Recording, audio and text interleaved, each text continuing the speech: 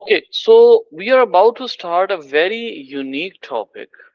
This lesson would cover at least two topics today, and both topics have very much of unique things. One thing that we'll talk about today is the adaptation. All right, what is your idea of adaptation? To adapt your surroundings, so evolve based on environmental factors. Hmm. Okay, if you say that it's an adjustment, if you say that it's an adjustment with respect to the external environment, like we try to survive basically with the help of adaptation, I would say, what is the difference between the adjustment and homeostasis?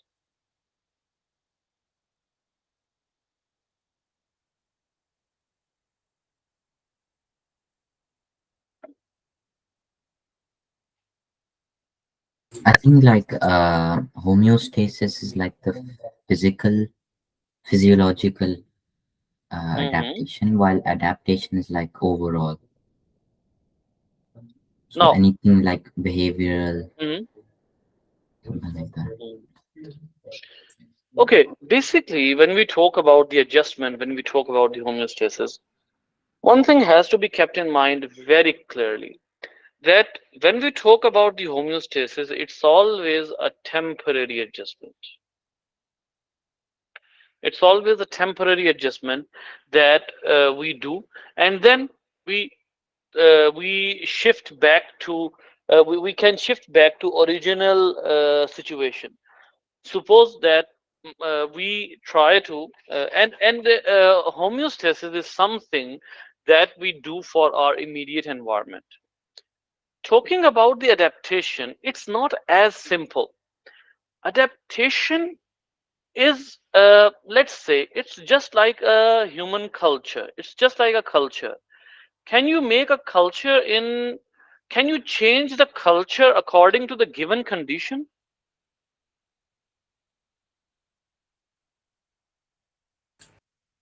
No. Mostly no, and by mostly I means 95% of times we cannot change the culture according to the immediate conditions until and unless we like there is a revolution that changes the culture. Similarly similarly an adaptation is defined as a long sorry a change in the characters, a change in the characters of an organism, changing the characters of an organism through the long course of continuous selection,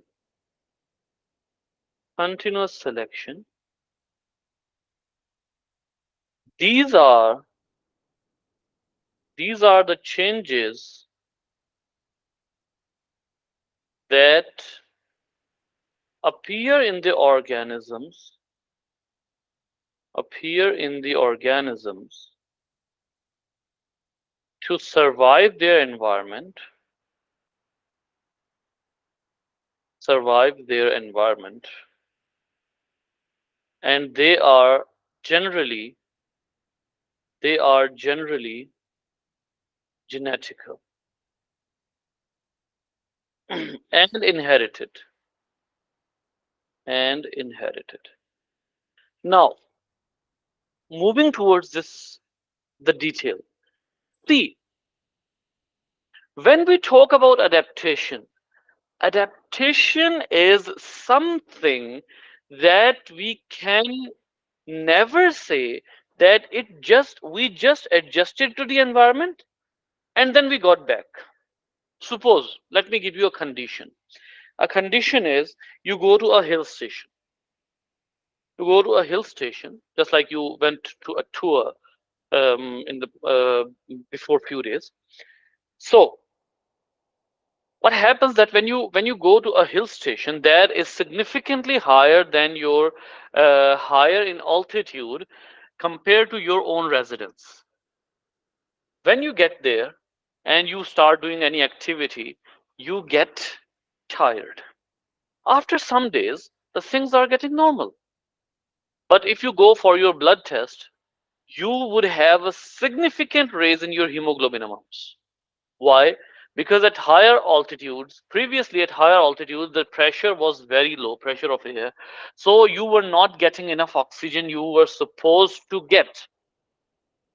But then hemoglobin and the amount of red blood cell increased and you got adjusted. You are getting equal amount of oxygen their previous their natives, the natives are getting, you are getting the same amount of oxygen because your blood cell and hemoglobin amount has raised up to that level that is of the native people. But another next condition, let's say you get back to your home, you get back to your home. Now when you get back to your home, your body suddenly reduces the amount of hemoglobin and blood cells. What was it? Was it adaptation? No. This phenomena is called as acclimatization. Remember that being able to being able to acclimatize acclimatize and performing homeostasis performing homeostasis is called adaptation. Being able to adjust to environment is called as adaptation. Adaptation also refers to structural change, a structural um, or appearance change. Let's say, what is a structural change? Let's suppose the people, uh, I would say, the adaptation means that we are able to walk on two legs. That is also adaptation. Able, we have four chambered heart. That is also adaptation. We have very efficient lungs. That is also adaptation. We have very high IQ. None of the other species could have. That is also adaptation. So, adaptation in biology basically refers to your main characters. Let me repeat my sentence. Adaptations in biology basically refers to main characters that you got from your father and mother. Are characters that are inherited from parents. Basically, that is adaptation. Let's suppose that there is a plant. Let's say there is a plant called as cactus. It has thick stem, thick stem, and very low number of stomata. Very low number of stomata. Now, meaning, what does it mean? It basically means that when we talk about the cactus is having some characteristics that are a result of a long procedure of selection through the course of evolution. Now, these characters are in the genes of cactus. These characters are in the genes of cactus, and whenever the cactus would be mature, it would always have these characters until a mutation occurs. So that is why we say that The adaptation is not a temporary adjustment.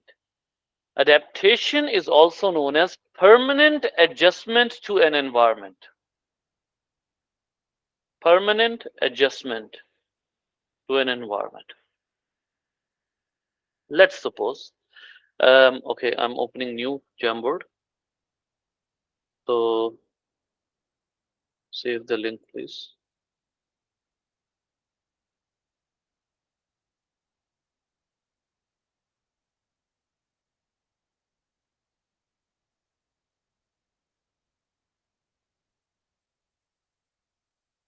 Okay, so now, so now the let's suppose I said it is a permanent adjustment. Let's suppose I gave you an example that is basically um, that was basically about the fish. The fish cannot the fish cannot perform uh, homeostasis. They are their environment is constant. ENV environment is constant, and they cannot bear a change. They cannot tolerate a change.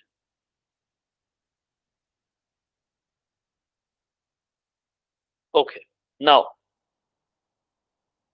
basically, let's say that would you call this adaptation? Yes, it is an adaptation because they are permanently attached to their environment and they don't need any more adjustment, or they don't need any more um, they don't need any more of the adaptations, any more changes, because their environment, since their environment is constant. Okay, fine, we are totally okay with that. So that's great.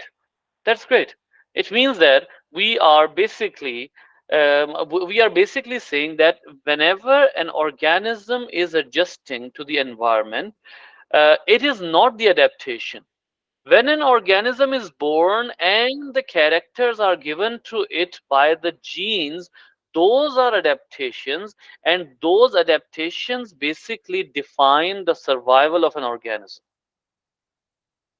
They basically define the survival of an organism, or in other words, you can say they basically define that what changes appeared over the long course of generation, over the long course of not generation, selection, that made that organism made that organism perfectly adjusted to perfectly adjusted to their environment.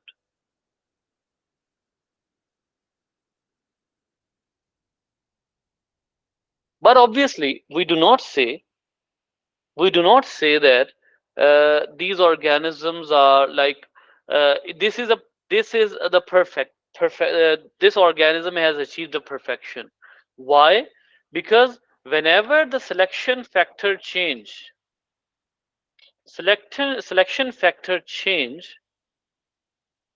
there maybe an adaptation becomes a handicap structure, becomes a handicapped structure. Let me give you a very typical example that would make you understand that what is the meaning of like when the adaptation occurs and the selection factor changes, it can become a handicap structure. Suppose there is peacock. I hope you have seen the peacock and peahen. You know that the peacock Yeah. is obviously very much beautiful compared to the peahen. Because of its tail, because of its tail, the peacock is like every time whenever it sees a female, it shows off. But you know that the peacock tail is a handicap structure because it makes the it's a handicap structure because it limitizes its flight. It limits its flight. If there is a particular predator, then this predator can the peacock barely can run from that because the predator is always quicker. So it is a handicap structure work. Nonetheless, it still has it. Why? Because the female likes it. That is the more the beautiful one, the better, the quicker it would be selected by a female. But it is a handicap structure, handicapped adaptation. Let's say if there is a rabbit, a black rabbit living on the black soil. Due to some reason, the texture of the soil is black. Suddenly what happens that a climate shift happens, and the soil, the area where there was never, where no snowfall happened for several decades, suddenly due to climate shift the snowfall happened, and now the all black rabbits are exposed, meaning the predators are about to come. They are about to have a feast. So that becomes a handicap structure if the selection tables turn. But still, it is considered that given in the given circumstances, adaptations are supposed to be the best selected characters over the long course of selection. Got it? Yeah. It's never a temporary adjustment. All right. Now, if you go to your syllabus, you will see adaptive features. I said that it is an inherited feature, and then this supplement this supplement thing, I would show it to you, and I would share this data with you. But obviously, my first priority is that you read it yourself. Basically, we are supposed to be talking about two kinds of plants having the adaptations. One are hydrophytes and one are xerophytes. Let me explain them to you. The hydrophytes are those plants. The hydro obviously means water, and phyte basically means plant. The plant that grow in abundant water. Now, what kind of adaptations they have to survive? Then, then comes the xerophytes. Zero means dry, and then phyte means plant. So basically, the plants that grow in the desert or arid situations. Desert or arid situations, that is called as the xerophyte. Now, if these plants are surviving in their relevant environments, then how is it possible that they are basically surviving with so much success? That is the main point of this whole data. So, would you be able to read it? Right now or after class? Not right now, not right now, as homework. Okay. Yeah. If you send it to me, Just then give I'll me a do. yeah, sure. Just give me a second.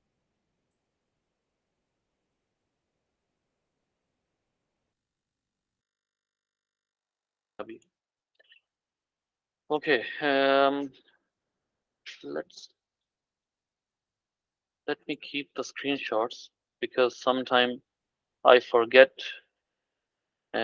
later. So I'll just take the screen, save the screenshot, and will send them to you after class.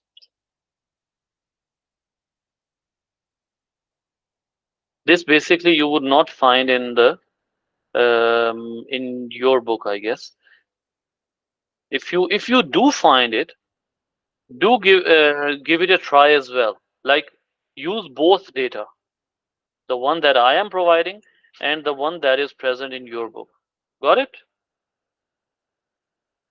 Yes. If it is present, because I opened the book that I have. Obviously, you know that that book is uh,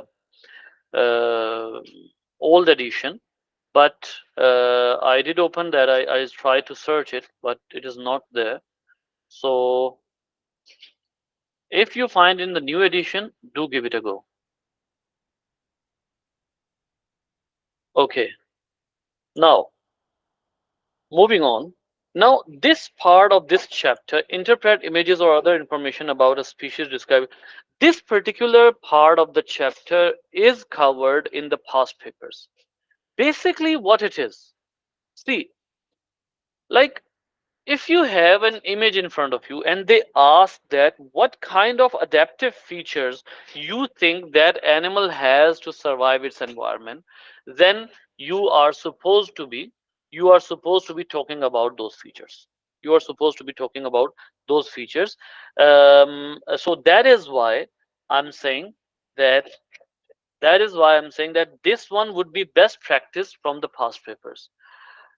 The adaptations, by just looking at them, we are studying we are studying, but obviously this thing is for especially for those who opt the core subject. So once we know that, by looking at the picture, we can practice this content of the syllabus as well, but this one can be best practiced by the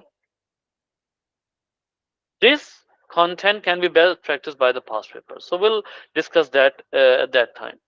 Moving on to the next topic, very, very much interesting topic, and that is called as artificial selection. Okay, what was the natural selection, by the way?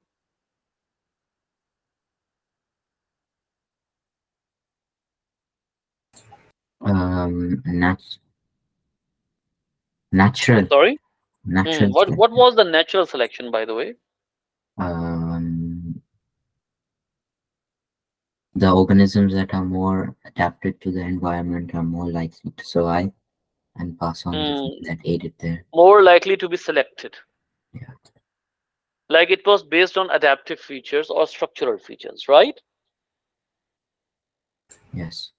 So, in artificial selection, nature is not involved, it is human based selection.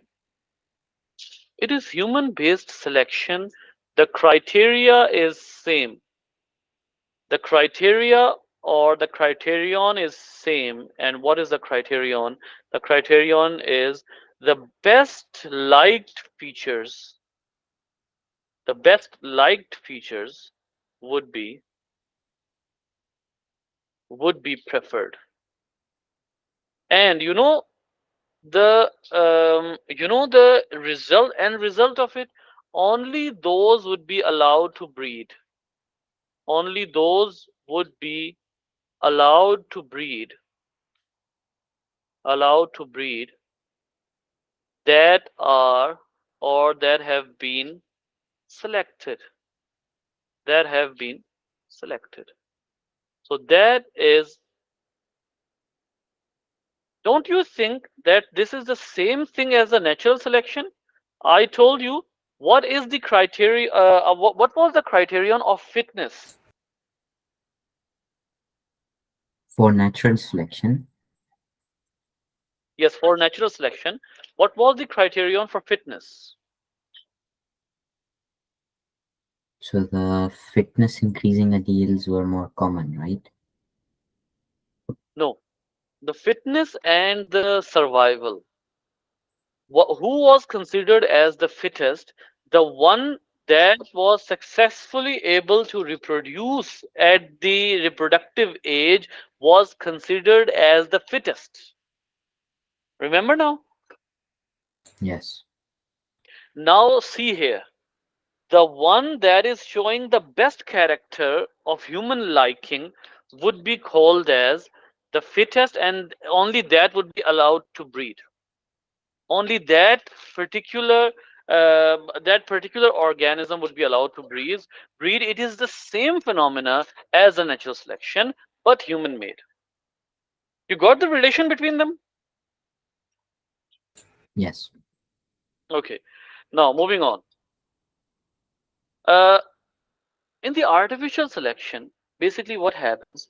Suppose that first of all, the preferred character. We need to know about the preferred characteristics. Preferred characters.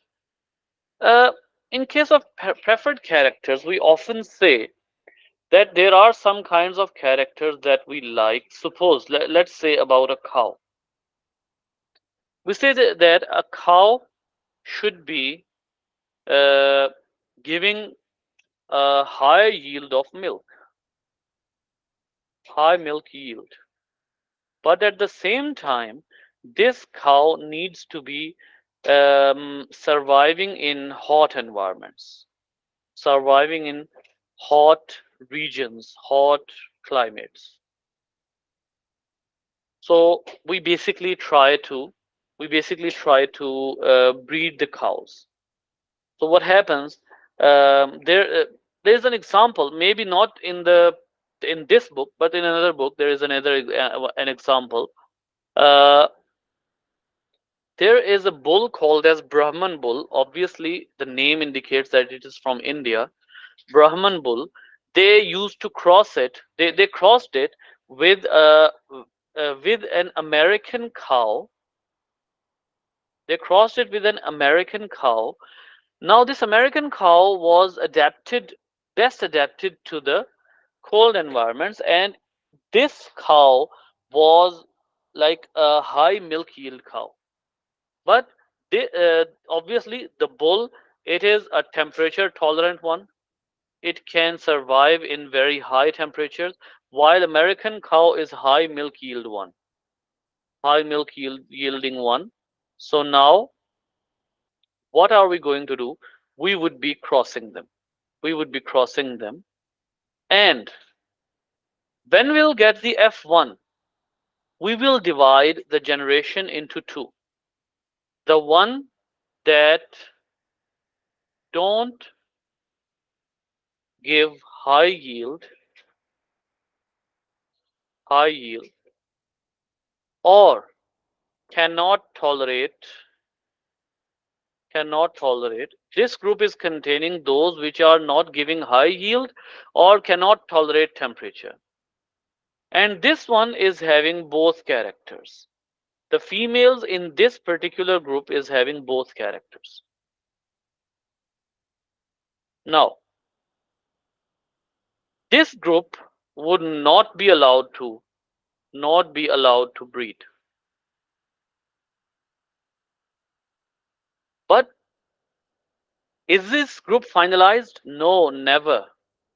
Why is it not finalized? Because maybe they are not true breeds. What is the meaning of a true breed? A true breed is the one that always gives the homozygous genotype. Maybe they are not true breed. Maybe they are heterozygous.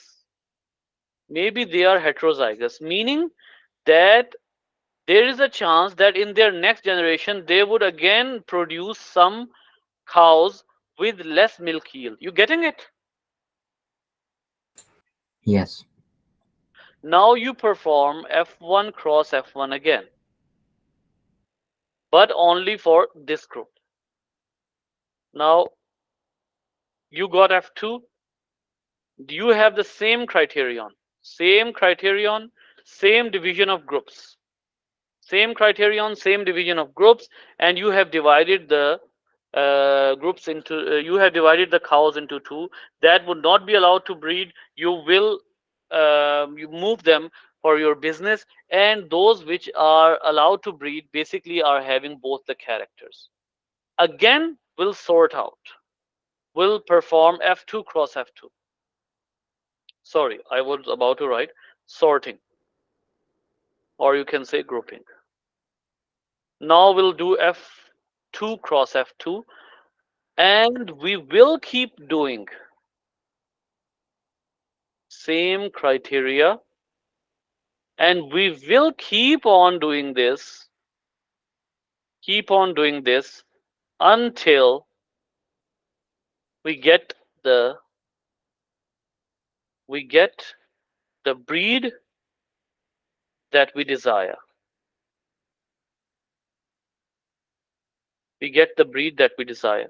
You know that we don't only sort out cows, we also sort out the bulls, cows and bulls. Like if the bulls are if the F1 bulls, some of the F1 bulls, because we tag them, we tag the coupling. When we make the pairs of cow and bull, we tag that coupling. If the bull, if the cow maybe, if the cow and the bull in the offsprings are not showing good characters, it means the fault was in their parents. Why it was in their parents? Because you know that basically the adaptive features are always inherited from the parents, isn't it? Yes. So it means that we need to sort them out. We need to sort them out, and we basically clear out them from our breeding group. So it is very important to know. It is very important to know that the we do not only separate the bulls. Sorry, the cows. We also separate the bulls. Same thing happens with the plants. Same thing is going to happen to the plants. Let's see over here. Uh, there's an example of tomatoes here. Yeah, example of tomatoes. See, plant breeders we select varieties for their high yield and resistant to fungal disease. Now we have two features here. One has to be a high fruit yielding crop, and the second one is fungal resistant. It has to be resistant to fungus. Now what we are going to do, the plants with largest fruits might be selected and their seeds. Now we need the large fruit, or maybe a large amount of fruit with a high yield, and their seeds are planted next year. In the next generation, the plants with the largest fruit are again selected and their seeds are planted, meaning that with each generation we are sorting them out. We are only sowing the seed that are showing us our desired yield. Seeds that are showing desired yield,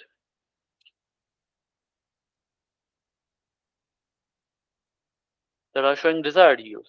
Eventually it is possible to produce a true breeding variety. See what I said, it has to be a true breeding one. So this is the result, and you have many examples of the artificial selection and selective breeding. Why? Because basically in the artificial selection we say uh, in artificial selection we often say that we can see, not say, we can see many different varieties of animals that are being produced. Like, even like in your country you would not even find an original species of dog in the country you're living. You would not find an original species of dog. Why? They all are artificially bred for different purposes. All are artificially bred. So we have sometime, remember, we don't have the same purpose every time. Sometimes we have a purpose of producing a high yielding animal.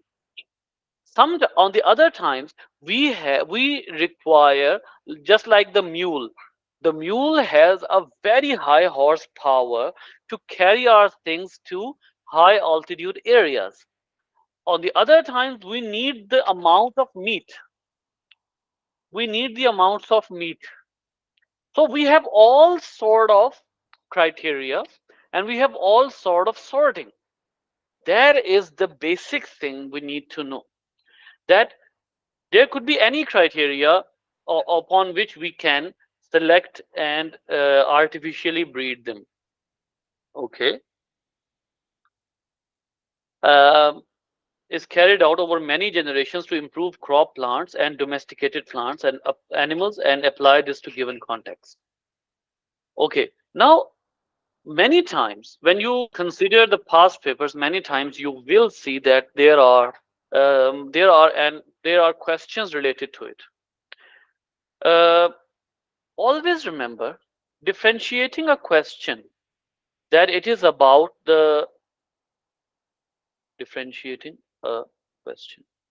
Differentiating a question that whether it is about the natural selection or artificial selection is very easy. Wherever you feel the human influence is there,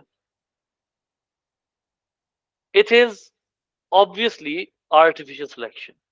Suppose there is a question I saw in the past papers that was based that a farm animal lived and bred on the farm.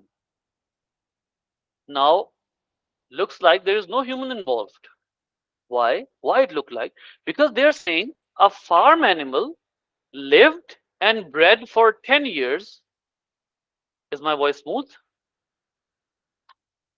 Yes, I can hear you. Okay.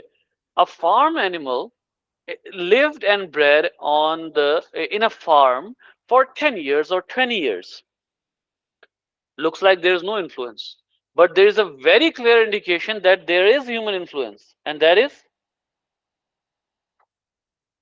what is that indication? That human influence is involved?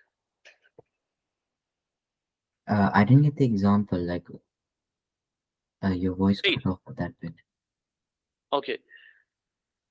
I said that there was a question in past papers. Basically, what context I was talking in? I was talking in the context that if an animal, if an sorry, if there's a question in the CIEs where you say that okay, sometime a question is given and you are not basically able to get that whether it is about the artificial selection or natural selection. So what it would be about? How would we guess it? How what indication we should look for? Remember, if there is a slight human influence involved, if For there is a example, a slight farm human, animal is human a farm influence. animal, a farm animal, the question was a farm animal is living and breeding in a farm over over a decade or over 2 decades. Like it looks like a farm animal is on its own. So maybe it's the natural selection. No, if it is a farm, then 100% human influence it is. So it would be artificial selection. Got it? Yes. All right, this is there is not much data about it. That is all about this chapter. I would like to have a look in the book that we are using for this. Maybe we have more examples in your book. So if we can go through one, that would be good. Artificial selection 218. So this is natural and this is artificial. Jersey cattle, domestic dogs, wheat, maintaining variation. Okay, for example, a Chihuahua dog would probably not survive in the wild because its hunting instincts have been bred out.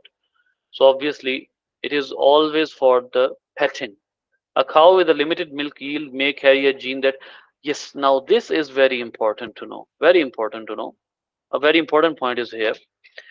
See, remember when we artificially breed the animals or plants, we must remember that we do not mix them with the natural populations. We must not mix them with the natural populations.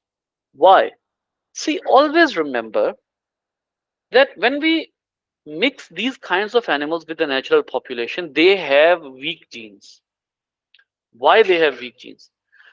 See, what was our focus? What was our focus when we were breeding a uh, what is the most beautiful species breed of dog? The golden retriever, what's his name? Mm, Are you talking about the Labrador or something else? Labrador, Labrador, Labrador. Now, suppose that we have bred the Labrador for a very long time. Now, the Labrador is a good retriever, no doubt. But if you suppose the Labrador to live in the wild with all its animal instincts, remember that we only focused on one or two characters of Labrador, like its eyes. The dog should be looking this much cuter. It should be of golden color or black color or whatever the fur color is. It should be having those long hairs that increase, that adds in its cuteness. Everything. But we did not focus that whether this one should be much immune to the diseases. This one should be able to run faster to chase the prey so that it can eat. So, mm, uh, mo- considering all these facts, we know that we have made them weaker. So, if we need to maintain them, we must keep them outside the natural population so that they do not breed with the nature and spoil the genetics of nature because they have very weak genes. See, a cow with a limited milk yield may carry a gene that makes it resistant to disease, which is not yet a problem in domestic herds, for example. This resistance gene might be extremely valuable if ever such a disease did come established. For this reason, many varieties of animals and plants are kept in small number in rare breed centers up and down the country. This is another way. Like sometime we don't need to lose a variety. There are two angles that we are exploring right now. One, the weaker genes should not be mixing with the natural population. Second, we may have got such a gene that is so much powerful that we need to keep it. And if the cow that is mentioned over here, if the cow continues to breed, it would be the gene would be lost in the population because the breeding is totally random. So it would be lost in the population. That is why we Would it need to maintain it. Mhm. would it cause birth defects, genetic defects? Yeah, it can cause. It can cause. It can cause the birth defects. This is another example. Now this is a wild mustard. Now can you imagine that this one thing has bred so many times that you have cauliflower, cabbage, kohlrabi, and then broccoli, then Brussels sprouts, then kale. All these are the descendants of it, artificially bred descendants. So now we have a few differences here. In artificial selection, humans are agents of selection, as I have already told you. Artificial selection is much quicker because obviously we make the environment breeding friendly. So it is very much quicker. Then offers no advantage to the animal or plant in its natural environment. That is, that I have already told you. That most of the time it gives disadvantages to the natural environment. Similarly, there are other differences written over here, so we can compare it. Um, Best adapted or passing on genes. Okay. Artificial intelligence is used by human produced varieties that have an increased economic importance, considered a safe way of developing new strains of organism compared with, for example, genetic modification. And it is a much faster process. Artificial removes variation from a population, leaving it prone to disease and unable to cope with changes. This is very important. How we are removing the variation? We are constantly looking for one particular feature and we are keeping them in the reproducing environments. They are constantly reproducing and reproducing and reproducing. So it reduces the variety. We are constantly breeding same kind of constantly breeding Same kind of organisms. Same kinds of organisms, which typically means organisms, which typically means that it would reduce the variety since DNA source is same. Reduce the variety, weaker genes can accumulate. Weaker genes can accumulate.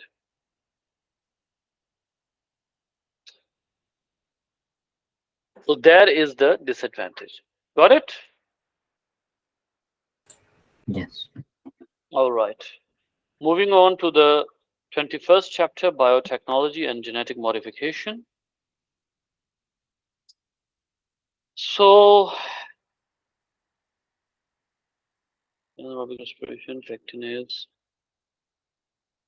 fermenters, penicillin, mycoprotein, genetic modification.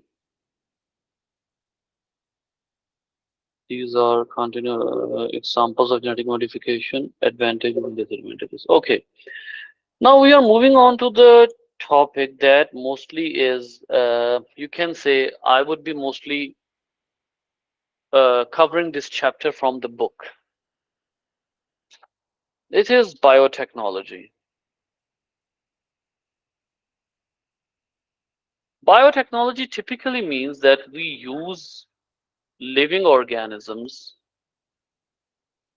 Your voice We is use, cutting out. uh, is it better now? Yeah, but I think basically the whole thing went I'm blank. sorry? The last thing I heard was biotechnology. Yeah, I said, okay, I said we are about to start the biotechnology chapter. Did you hear that? No, I didn't hear that. No? Okay, we are about to start the chapter of biotechnology. And we before biotechnology, what did you hear last?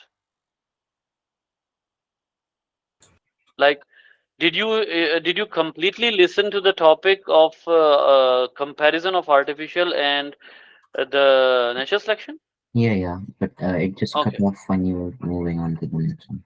Okay, so biotechnology, no, I did not explain anything else. So, biotechnology is using the living organisms as a technology to get human desired products.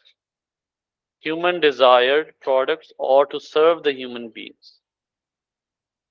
Basically, this field often we say that this field is about the genetic modification. No doubt, this is about the genetic modification, but not only limited to genetic modification. This field is also about using technology to aid the organisms, to aid the organisms making our desired products. Like in genetic modification, we modify the organisms, yes, no doubt.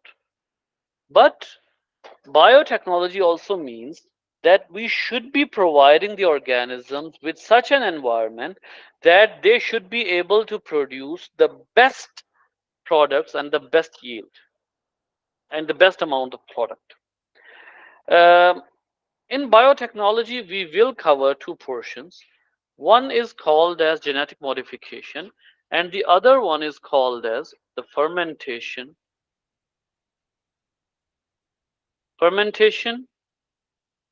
fermenters, and bioreactors.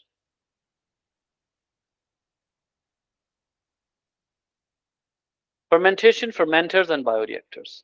So the other portion of this chapter basically involves these three topics.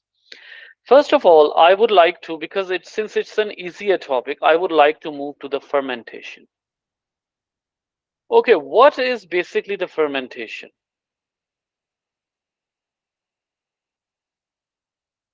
Can you can you simplify this for me?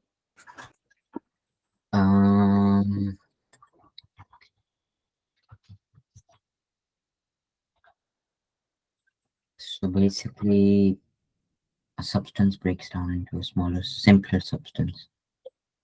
It's like Mm.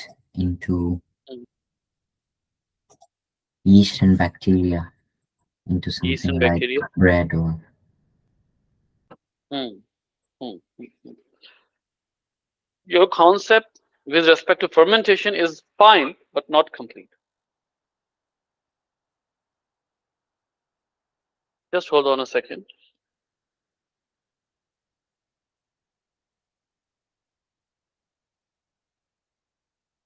Okay, remember the fermentation is as same as the anaerobic respiration, as the anaerobic respiration. It is quite shocking, quite surprising that it is as same as anaerobic respiration. Then why do we call it fermentation? Remember that the fermentation is an older name for this procedure, for this process of anaerobic respiration. The fermentation is anaerobic respiration, anaerobic respiration done by done by bacteria or fungi. This name this name was provided by industry. Remember that before knowing about this is just out of syllabus context of the topic. Before knowing about the anaerobic respiration, the only name we knew for this process was fermentation. This is an earlier name, remember. This is a name that was given to it by those people, and even it has a religious touch, you should know. It also has a religious touch, and uh, basically the people who used to make alcohol, they used to call it this procedure as the fermentation. So this particular procedure has got its name from the history, not biologically. Biologically it is anaerobic respiration. There is no difference of anaerobic respiration and fermentation with respect to the original reaction. So that is, we must know. It's only the difference of the name. So what do we know about the anaerobic respiration? Please be quick.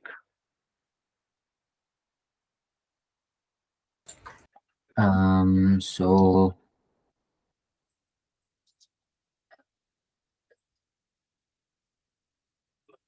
basically the respiration that occurs without oxygen. Mhm. And what products do we expect from it?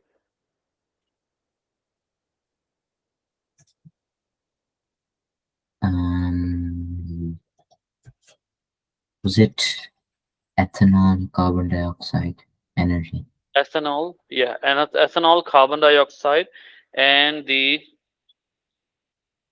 uh, energy, the other thing is no. If it is done by the bacteria, then it is lactic acid. It is lactic acid. So basically, that is the uh, basic thing about the fermentation. So the fermentation that we need to talk about is the fermentation done by the yeast for biofuels. So, and bread making. Basically, in bread making, it is quite easier to know. First of all, we need to know about the fermentation. Obviously, we have a substrate, and remember, for fermentation, a substrate is always a carbohydrate. Always, no other product can be there. Carbohydrate. And since it is used in liquid form, so we call it broth. We call it broth. So we apply fungi to it, and this procedure occur in a special vessel special vessel, and this vessel is called as fermenter. This vessel is called as fermenter. Now, when the fungi is going to perform the fermentation, it would be making the ethanol, which can be used as an alcohol. Otherwise, if you heat it up, it would evaporate, or it can be used as a biofuel. We can use it as biofuel. Now, this procedure that I'm talking about, this is used for bread making. What do? We should be knowing it. We basically mix the, uh, you can say the flour. We mix the flour with the yeast, and once we mix the flour with the yeast, then it would be converting. Yes, flour, water, salt, oil, yeast are mixed to make a dough. Then yeast has no enzyme for digesting the starch in flour, but adding water activates amylases ready present. Amylase is already present in flour. The amylases digest some of the starch to sugar. With highly refined white flour, adding sugar to the dough helps the process. The yeast then ferments the sugar. Now, this is something to know that it is not that much of a simple procedure. First, we make a dough, but that dough has to be has also needed to be mixed. Suppose this is a dough. This is a dough, and it has got yeast in it. But remember that when we add the yeast, we need to add some enzymes as well. And this particular thing is available in the markets, in the malls, in the form of a small bottle named as yeast, just yeast. Now the enzymes are added into it, and adding the water into it would activate the enzymes, and the starch would be broken by the amylase into sugars, and this sugar would be now it would be fermented by the yeast, making the alcohol and carbon dioxide. Now, when you heat it up, when you bake it, the alcohol would evaporate, and the carbon dioxide is the cause, because the carbon dioxide upon baking or upon heating, the carbon dioxide expands, leading to rising of dough, and we make the bread of it. So that is what basically behind the bread making. A protein called gluten gives the dough a sticky, elastic texture, and the bubbles of gas cannot exit it, cannot escape it. So the dough is basically kneaded.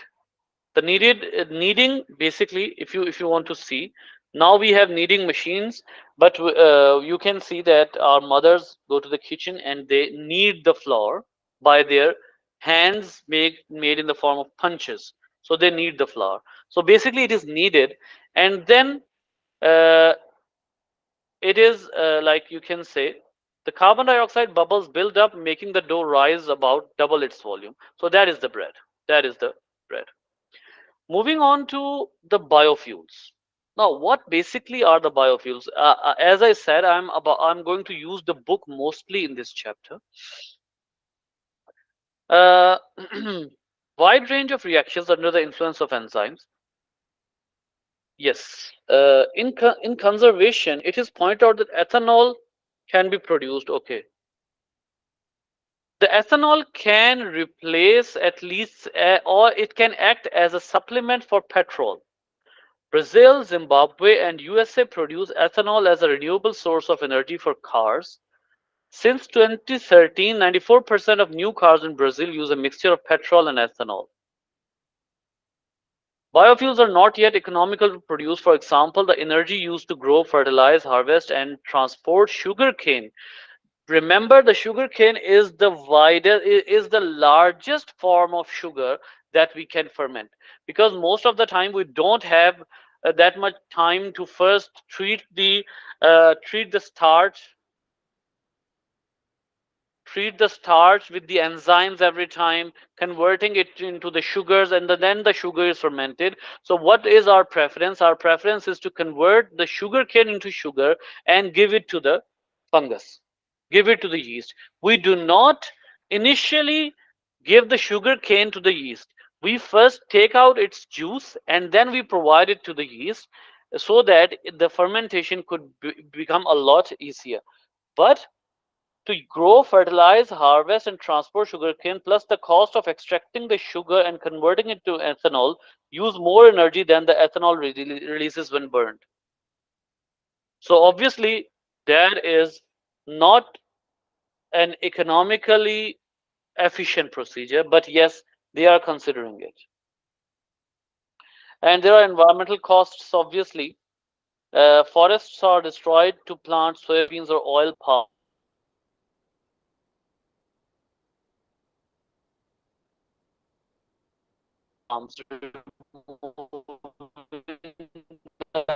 Habitats of thousands of organisms. So we can Yes. now I would like to show you a fermenter. Basically, what's a fermenter? Uh, okay, a fermentation. Remember, as you said, the fermentation releases energy. Whenever we say we do fermentation, there are some problems. First of all, as the result of fermentation, the there are many impurities, like local fermentation or the old way of fermentation. There are many impurities. There are many, like, you can say, mm, the temperature changes. Since the energy is released, the temperature rises. The gases are released, so the pressure is there. The pressure is there. Then the limited substrate. Remember, if we follow the ancient ways, then it is a completely closed system. I would not say local, I would say ancient form. Ancient form. So in ancient form of fermentation, uh, the system is always closed. We are not no more able to add any more substrate. So substrate is limited. There is competition. So these are the problems in the ancient form of fermentation. Now, what do? We overcome all these procedures, overcome by providing a vessel, a large vessel, through which we can control, through which we control everything. We control every problem.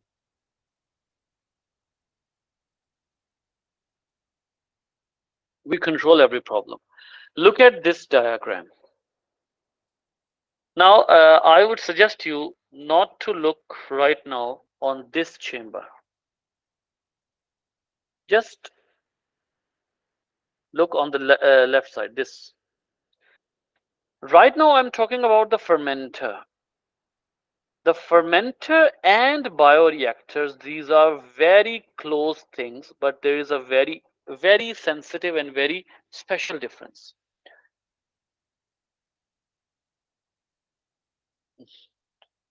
Okay, see. First of all, feedstock. Feedstock means substrate. And we do not only add substrate, we add the fungal culture or fungal, the yeast, the yeast. Then this is the broth I was talking about. This is the broth to make alcohol, basically. The paddles basically are there to mix the enzymes, substrates, and organisms. There are temperature probes that are not shown here. Temperature probes through which we can identify what is the temperature right now. Then the pressure probes are there. Pressure probes. We can identify. We have gas outlet. But remember, in a fermenter, there can never be an air inlet. There can never be an air inlet. Why? Because air is supposed to have oxygen, and the oxygen can never come when it comes to fermentation, because in an anaerobic respiration. In a fermenter, it cannot be there, but the air has to be provided. Now I am about to write a very important sentence. Air has to be provided. Air has to be provided by in the bioreactor, because remember, in the bioreactor we make other products in the bioreactors, and we do different reactions in bioreactor, different procedures, not the fermentation. Different kind of production happens there. So that is why the bioreactor can have an air inlet, but the fermenter cannot. But we can control everything, and we grow the bacteria and other things in them. Okay. Now, since I have told you about the bioreactors, now we need to know more. See, it is very interesting to know. Hold on. Okay. It is very interesting to know that uh, the fermenter basically is not in our syllabus that I just explained to you. It's not in our syllabus. Some things need to be explained as the supportive information. The real thing that is included in our syllabus is the bioreactor. That is why I'm removing everything. Now, right now, what do we do with the help of the bioreactor? In the bioreactor, we produce biofuels, we produce antibiotics, we produce um, we produce antibiotics, we produce enzymes. Now, the enzymes then are isolated, or you can say filtered, and we use them in the industry. See, we cannot make enzyme out of the human body. We cannot make enzyme. Why are we yeast? Depending on yeast.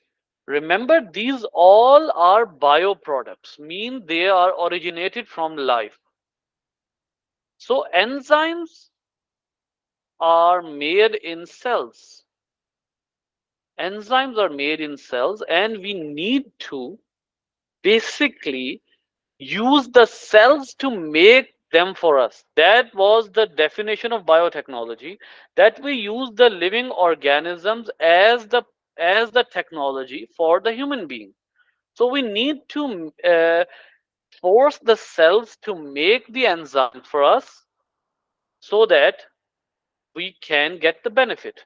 So in the same vessel, we create the enzymes. We use the basically, what do? We add the yeast, or maybe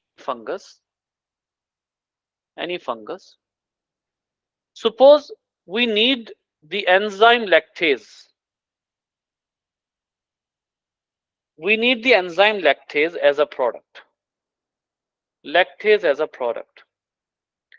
Now we would add any yeast or any fungus, and we would expose it to substrate. Expose it to substrate. Now, What is the substrate? The substrate is lactose. Now this yeast would continuously produce lactase again and again and again. Maybe not yeast. Let's remove the name of the yeast because we mostly know the bacteria as the lactase producer. So bacteria, they are producing the lactase enzyme, and we would extract it. We would extract them, we would filter them, whatever you the name you want to give them. So we can get many types of enzymes as we desire by the same procedure. Expose the organism to the substrate, expose the organism to the substrate, and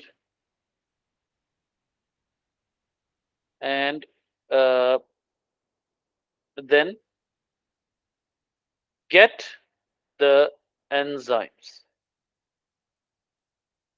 Like obviously we'll filter them. Got it? Yes. All right.